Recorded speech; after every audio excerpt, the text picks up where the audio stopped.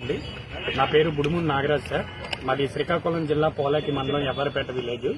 నేను ఆంధ్ర రంజీ టీం తరఫున మరియు ఐపీఎల్లో సన్ రైజర్స్ టీం తరఫున ఆడడం జరిగింది. 2019లో గోపిరెడ్డి శ్రీనివాసరావు రెడ్డి గారు మరియు అలాగే విజయసాయిరెడ్డి గారి ప్రార్థనలతో ఆనాటి స్పీకర్ అయిన కొడేల శివప్రసాద్ గారు మరియు వాళ్ళ తనయుడు కొడేల శివరాం గారి మీద చీటింగ్ కేసు పెట్టాలని నన్ను ఆ రోజు భయభ్రాంతులకు గురి చేయడం జరిగింది సార్.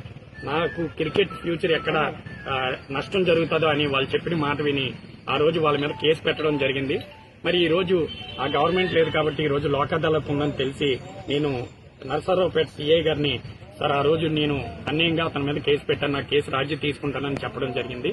అతను లోక్ అదాలత్ ఈ రోజు ఉందని నన్ను పిలిపించడం జరిగింది సార్. నేను నరసరావుపేటని ఈ రోజు చూశాను, ఎంతో అభివృద్ధి చెందింది. అలాగే కొడేల శివరామ గారికి మరియు వాళ్ళ కుటుంబానికి న్యాయం జరగాలని, అలాగే నేను ఈ తప్పు చేసినందుకు నన్ను వాళ్ళ కుటుంబ సభ్యులు క్షమించాలని మనస్ఫూర్తిగా వేడుకుంటున్నాను సార్.